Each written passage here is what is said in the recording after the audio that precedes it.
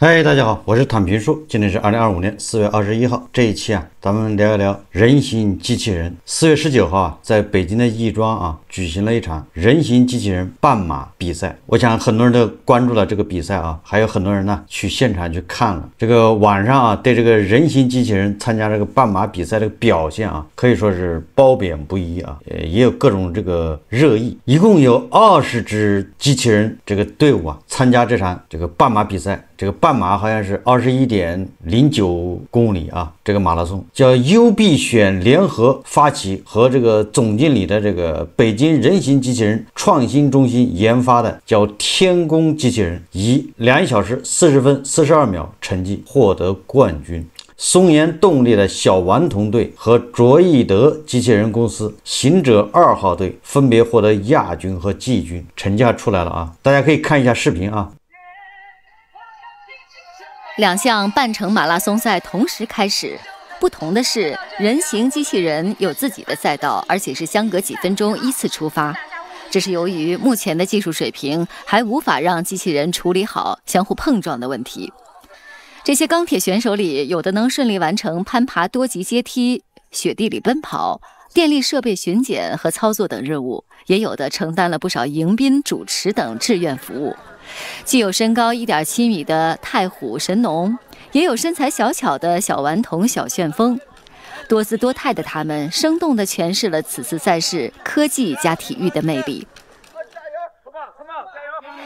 第一个出发的天宫队实现了全球首例纯电驱全尺寸人形机器人的拟人奔跑，代表了我国在机器人运动控制方面的高水平。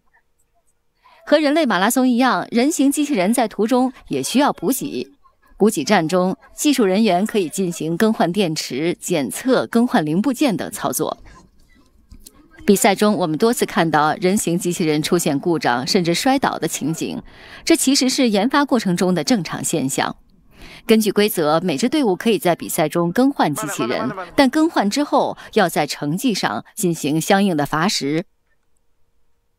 在女子组冠军抵达终点后1个半小时左右，天宫队成为第一个撞线的机器人，用时2小时40分42秒，且途中没有更换机器人。在比赛的过程中，因为我们要碰到各种高动态的复杂的这个环境，路上有转弯，有这个减速带，也有坑洼，也有各种各样的各种不平的路面，所以出现各种各样的这个状况，我觉得都是很正常的。今天呢，它是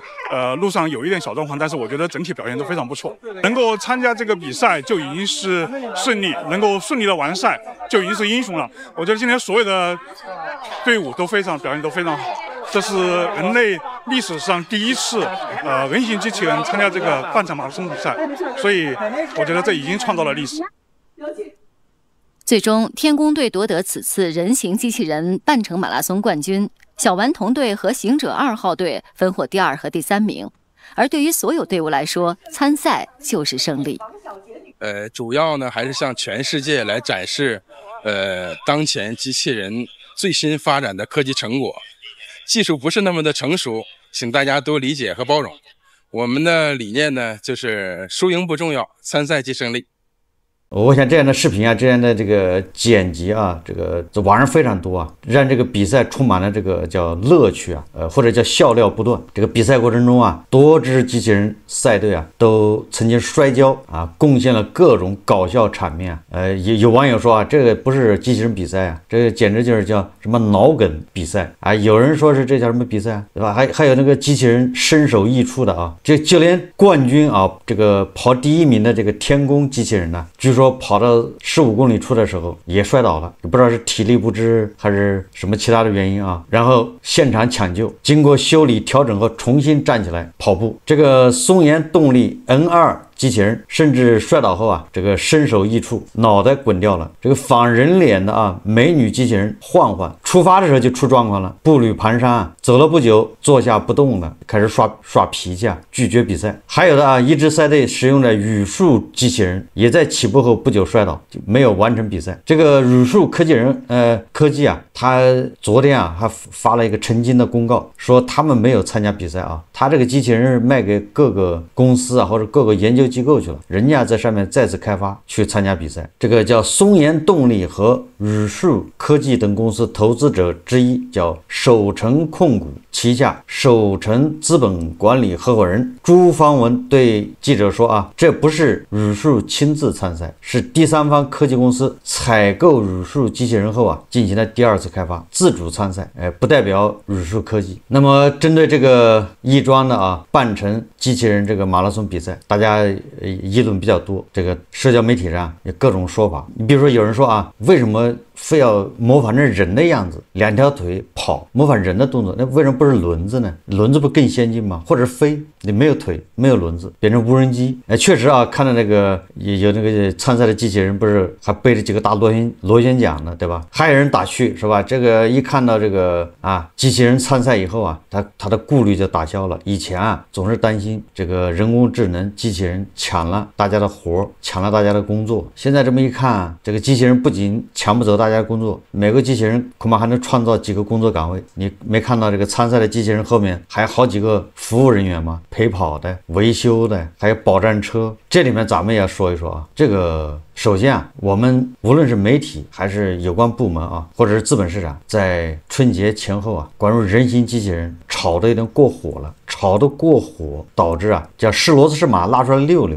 你拉出来溜的时候，大家一看非常失望。这某种程度上也是一种预期管理啊，就大家对人形机器人充满了期望，对吧？觉得这个非常了不起，要取代我们工作了，我们都很紧张。结果拉出来参加一个什么马拉松比赛，就是跑步。我们认为啊，跑步这个动作非常简单，人类都能实现，无非就是耐力，对吧？就是你续航能力啊。结果连这个机器人都干不好，何谈啊取缔人类这个其他的复杂的工作？所以我认为第一个啊，就是过去媒体啊、资本市场宣传过火了，导致大家对人形机器人期望太高，所以这个拉出来一溜啊，大家非常失望。这是第一个原因啊。第二个原因呢，我认为这个机器人这个半程马拉松比赛啊，实际上也没有那么不堪啊。这个大家也可以看看很多视频介绍，因为它这个算是超长待机吧，跑2个多小时啊，3小时。这个对机器人来说啊，因为我们能想象嘛，它无非就是各个关节啊都是马达，对吧？都是一些这个电机嘛，无非就是控制那个电机马达，它都存在这个散热难，对吧？供电难，续航能力，就不要说算法了啊，那个比较简单一点。相对啊，这里面又涉及到这个硬件的稳定性，毕竟跑20多公里啊。我们看到的机器人是春晚，对吧？扔那个手绢编舞在一起跳舞，那个毕竟就几分钟，而且这个前面做了大量的这种排练工作优化。你这个马拉松是将近3个小时，2个多小时，全程有各种状况，这个算是拉出来检验一次。以往啊，各个机器人这些研发的公司啊，都是自吹自擂，他在他特定的环境下，让这个机器人呢表演跳舞，表演翻跟头，表演这个或者其他的，因为那个场景是他们设计的，自己设计的，自己考自己，是一种表演展现。大家看了之后觉得是那么回事。但是这个马拉松比赛不一样了，对吧？因为毕竟是室外环境，这个赛制、观众，恐怕大家也能想象啊，这个马拉松比赛之前，这些参赛队伍也进行这个叫什么叫备赛，各种备赛，各种适应训练，就像人一样，因为他有各种各样的想不到的问题。从结果看啊，就足以说明这个很复杂。为什么呢？20支参赛队伍，只有6支队伍是完成比赛，剩下的14支队伍都没有完成比赛，也就是说，是骡子是马拉出来溜的时候都已经散架了。说到这儿，我也想起来了啊，这个我大学的时候啊，刚上大学不要军训嘛？这个军训的时候，我记得好像有一个科目就是叠被子，把被子叠好之后要把它打包，打包好之后要把它背上，叫夜里啊不要紧急集合嘛，拉练嘛，就是为了检验你那个被子有没有叠好，叠得紧不紧，你要背上它，完了之后出去在操场上跑，这就是是骡子是马拉出来溜溜，就是你的被子叠得好，叠得好，叠得快，叠得还要结实，打包。所以经常晚上啊，这个熄灯号一吹啊，大家都睡觉了，这个时候突然紧急集合，你记得最快的速度把衣服穿好，然后把被子叠好，把它捆上，背出去。那些教官啊，为了检验你的被子有没有叠好，有没有捆紧，符合不符合标准，它非常简单，就让你围着操场跑。很多人跑第一圈啊，下来那被子就在地上拖了，开始有的是抱着被子跑，有的被子是夹在衣物下面，因为还有其他东西啊，还有背包什么的，所以第一圈还能对付，第2圈、第3圈下来，那被子就在地上拖，就是没叠好的啊。这个机器人马拉松比赛也一样。样，对吧？要不然怎么只有6支队伍啊完成比赛？而且这6支队伍半路上都出了状况，都有车子后面维修啊。跑第1名的那个天宫队还换了个机器人吧，所以足以说明这个不是那么容易的啊。天宫队没有换机器人，它是维修了，其他的队伍全部换过机器人。旋风小子队和半醒机器人换了4次和5次，也就是替补了5个机器人参加比赛。所以看到这样的成绩啊，我们也没有必要说去讽刺这个机器人。我认为它是发展过程中的一个阶段，大家能理解。我为什么大家笑话了呢？我觉得还是前面媒体吹过了，资本市场吹过了，大家对机器人有了不切实际的一些想法。实际上，这个马拉松比赛，这个机器人的水平，才是我们现在真实的一个机器人的水平，人形机器人。当然了，未来未必说机器人就必须是人形机器人，这个不一定啊。为什么要搞人形机器人呢？无非就是想符合大家的想象，对吧？实际上，工厂里面没有这么人形机器人，都是机器手，把它搞成人的样子。实际上，恐怕也就是为了这个先适应大家符合大家的想象。恐怕大家这种科幻片看的比较多，大家接受的还是人形人的样子。这个也说明这个机器人呢，这个发展路还长着呢。现在只是模仿人的动作，还只是这样的一个水平。那你要模仿人的思维，对吧？模仿人的这种处理问题、解决问题，这个那还更长的路要走。就模仿人的动作比如走路、跑步，这个机器人小脑公司CEO 叫单阳新他对记者说他说这次比赛中机器人爱摔跤主要有2个原因，一是硬件的散热和结构的稳定性问题，另一个是算法的鲁棒性，也就是稳健性问题。目前硬件的影响最大，决定机器人能否长期运行的主要原因是这个硬件的稳定性。他说比如他说本次比赛的前2名都使用了英克斯公司的电机，你看主要是电机了，展现了这个品牌电机的可靠性。马拉松考验了机器人的稳定性，这是个不错的检验。他说不过比赛并未展现机器人的其他许多能力，例如操作和全身运动的能力。单阳新说你这次机器人比赛就是一个奔跑能力、走路的能力，还不是他干活的能力，还不是他的什么协调性，仅仅是一个这个对吧叫续航能力。此外，比赛主场也是一大影响因素。这个单阳新指出前2名总部都在北京，作为北京单位，对比赛的重视程度也高一些。他认为很多不错的公司这次其实没有太重视这次比赛，恐怕北京的这2支队伍偷偷摸摸的练了不少次。我这是开玩笑也很有可能其他的队伍在外地，比如在深圳的，他恐怕也没那个时间没那个精力跑来先练。这个朱方文提到说，现阶段人形机器人供应链暂不成熟，缺少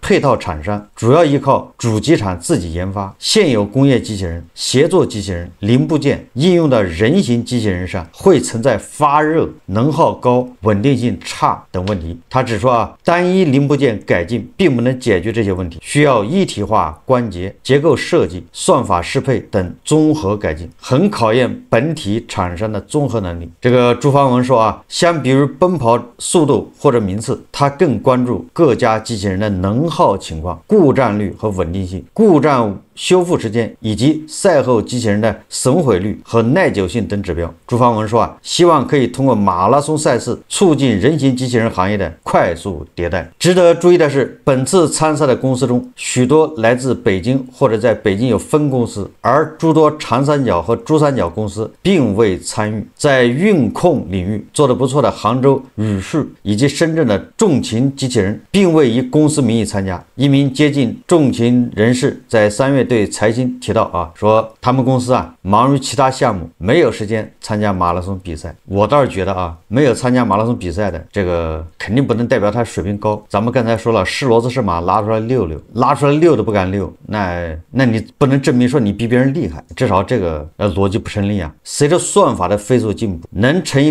做成一个能走路的机器人门槛越来越低。北京一家人形机器人初创公司 CEO 在3月一场面向投资者的宣讲会上提到，现在一家公司从0开始3个月就能做成一台机器人。这个单阳新则提到，对于一台未经调试的人形机器人，桥界树木最快1周能完成模型训练，让它走起路来。该公司主要为机器人本体公司训练走路、跳舞等运动控制模型，经过数十次到上百次磨合调整参数，最终根据运动的复杂程度将源代码定价交付给机器人公司。此，走路、跳舞的机器人被市场称为大玩具，一般有人操控和提前植入代码，还不能真正的在家庭等环境落地。泰和资本具身智能赛道负责人向财新提到说现阶段的人形机器人手部操作能力类似3-4岁的小孩，开始展现出部分泛化能力，但远未达到成年人的操作工作能力。本次比赛上，众多关注机器人大脑模型以及上半身的识别抓握能力的机器人公司也没有现身，例如头部机器人初创公司智源机器人和银河通用均未参加本次比赛。一名接近智源机器人人士向财新提到，不会参加比赛，因为时间紧张。智源机器人估值达150亿元，已是众多人形机器人公司中最高。智源机器人合伙人具身业务部总裁、执行院长则向财新表示机器人走入家庭创造价值还需要5年左右时间。他指出现在机器人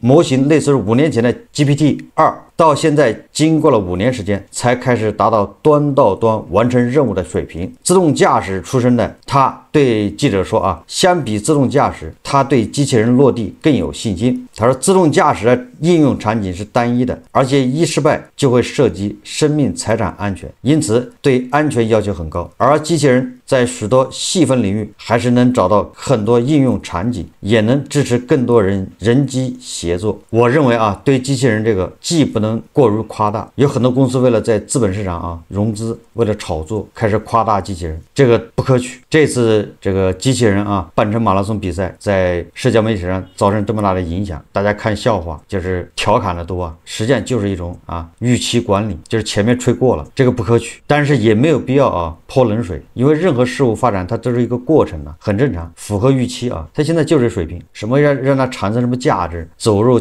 这个千家万户进入家庭，什么成为什么家政服务员，什么帮你擦地干活，什么买菜，这恐怕还早着呢，这还是在一个想象之中那这次主要是这种人形机器人的奔跑能力运动，而且主要是下半身的。有的公司说了，这个大家不是预期比较失望吗？看了之后觉得失落吗？对吧？有的公司说了，我们不是干这个的，我们是注重这个机器人动手能力、协调能力、思考能力。我觉得这也好所以我觉得有必要再搞一个其他的比赛，就是关于人形机器人或者关于机器人各种比赛、行业比赛，你可以让机器人去劈木材模仿人类各种比赛嘛。这个美西方不经常有那大力士劈木材，那白俄罗斯总统卢卡申科没事也表演一下那个劈柴。你可以组织机器人劈柴，你可以组织机器人给那个羊剃羊毛，这国外不都有这种比赛吗？看谁踢得快。也说来说去什么意思？就是说你不要自己在那自吹自擂，对吧？是骡子是马拉出来溜溜，你自己关起门来在那吹说你多先进多厉害，这个实际上对行业有害。所以我倒是觉得这个20支参加亦庄这个叫人形机器人马拉松比赛的这些公司这个队伍反而是英雄，得赶出来溜一溜对吧？虽然只有六支队伍完成比赛，14支都没能完成比赛，但不要紧这个至少说明他很有勇气，接受挑战，说不定下一次比赛他就能完成了，他会更好。所以我倒是觉得那不敢来参加比赛的，反而说明他怕露馅，害怕遮羞布掉了，对吧？他现在已经忽悠的市值几百亿了，万一这跑摔倒了，脑袋分家，对吧？没法参加比赛，这下市值缩水，对吧？一半，风险太大，不要吹牛，对吧？你说你这个机器人是注重手脑协作的，那行，下一次对吧？举行这个机器人绣花比赛，刺绣嘛，对吧？或者人形机器人乒乓球比赛、羽毛球比赛，对吧？要在这个实践中检验